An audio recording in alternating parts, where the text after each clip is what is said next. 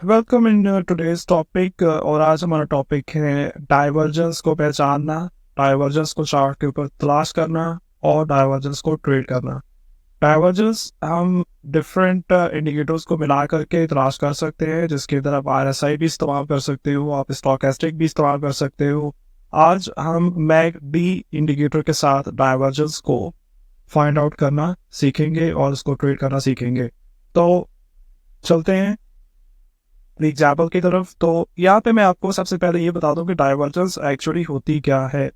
Divergence का मतलब ये होता है कि जैसा जैसा प्राइस एक्ट कर रही है, इंडिकेटर भी वैसा वैसा ही एक्ट करना चाहिए। ठीक है। नॉर्मली प्राइस के अंदर हम या मार्केट के अंदर हम क्या देख रहे होते हैं कि अगर प्राइस हायर हाइज बना रही है मुसलसल, तो इंडिकेटर को भी हायर हाइज बनाने चाहिए। प्राइस अगर लोअर हाइज बना रही है तो इंडिकेटर को भी लोअर हाइज बनाने चाहिए। अगर किसी जगह के ऊपर प्राइस हायर हाइज बनाती है और इंडिकेटर पिछले हाइज को ब्रेक करने में नाकाम रहता है, तो यहाँ पर हम कहते हैं कि डाइवर्जेंस आ चुकी है।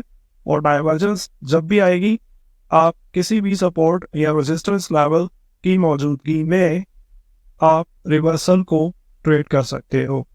इस एग्जाम्पल के अंदर आप देख सकते हो बुलिश डाइवर्जेंस की एग्जाम्पल ट्रेंड कंटिन्यूएशन के अंदर। अगर आप बैकग्राउंड देखें, इसी प्राइस एक्शन के अंदर आपको अप ट्रेंड नजर आ रहा है। इस अप ट्रेंड का एक पुल बैक नजर आ रहा है, जहां पर मैंने चार्ट के ऊपर ब्लू लाइन प्लॉट की है। तो इस पुल बैक के बाद मार्केट ने राइज करना स्टार्ट किया, यानी कि जहां से ब्लू लाइन स्टार्ट हो रही है, इस पॉइंट से आप देखें तो प्राइस ऊपर जा रही है और दोबारा से पिछले लो को ब्रेक किया, जहां पर ये ब्लू लाइन एंड हो रही है। जहां पर ब्लू लाइन एंड हो रही है, हम क्या देख रहे हैं कि प्राइस पिछले लो को ब्रेक कर चुकी है। अब सेम इसी वक्त में आप अगर इंडिकेटर के ऊपर गौर करें, नीचे हमारे पास मैकडी इंडिकेटर इंस्टॉल्ड है। अब जहां से लाइन स्टार्ट हो रही थी, यहां पर प्राइस ने एक लो बनाया, इंडिकेटर ने भी लो बनाया। दोनों लाइंस के स्टार्टिंग पॉइंट की बात कर रहा हूं, जहां पर प्राइस ने लो बनाया, इंडिकेटर ने भी लो बनाया। अब जहां पर ये ब्लू लाइन एंड हो रही है, इस पॉइंट के ऊपर आप देखो तो प्राइस पिछले लो को ब्रेक कर चुकी है, जबकि इंडिकेटर पिछले लो को ब्रेक नहीं कर रहा। तो यहाँ पर हमारे पास एक डाइवर्जेंस अपीयर हुई है, और इसी जगह के ऊपर अगर कोई सपोर्ट था तो आप ट्रेंड कंटिन्यूएशन को ट्रेड कर सकते हो।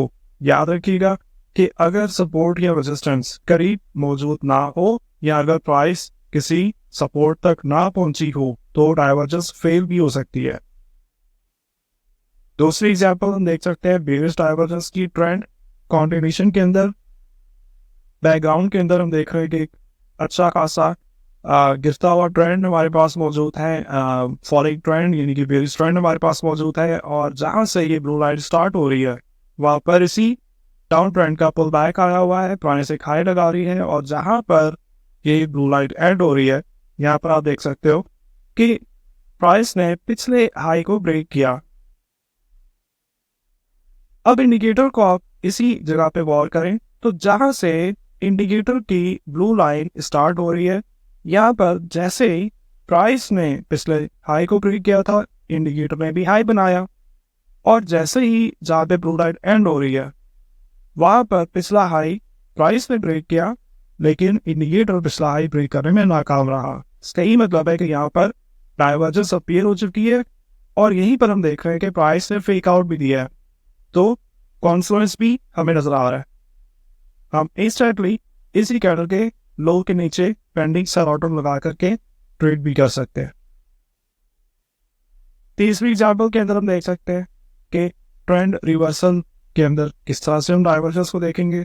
तो आप देखें तो बैकग्राउंड के अंदर आपको फॉलिंग ट्रेंड नजर आ रहा है, डाउन ट्रेंड नजर आ रहा है, और बिल्कुल एक मेजर सपोर्ट के ऊपर प्राइस पिछले लोस को ब्रेक करके एक नया लो क्रिएट कर रही है, जबकि इसी सपोर्ट के ऊपर इंडिकेटर नया लो क्रिएट करने में नाकाम रहा। यानी कि अगर आप इस ब्लू कलर की ट्रेंड लाइन को देखें, इंडिकेटर की विंडो में ट्रेंड लाइन को देखें जो ब्लू कलर के अंदर मैंने मार्क किया, तो प्राइस जो है पिछला लो ब्रेक करके एक नया लो फॉर्म कर रही है, जबकि इंडिकेटर पिछला लो ब्रेक नहीं कर पा रहा। दैट मीन्स के यहाँ पे डाइवर्जेंस क्रिएट हो चुका है और इसी जगह के ऊपर अगर सपोर्ट था तो आप यहाँ से सेम कैंडल के क्लोज के ऊपर पेंडिंग बाय ऑर्डर भी लगा सकते हो और मार्केट ऑर्डर के साथ भी ट्रेड कर सकते हो, और रिजल्ट आपके सामने कि डाइवर्जेंस किस तरह से काम करती है।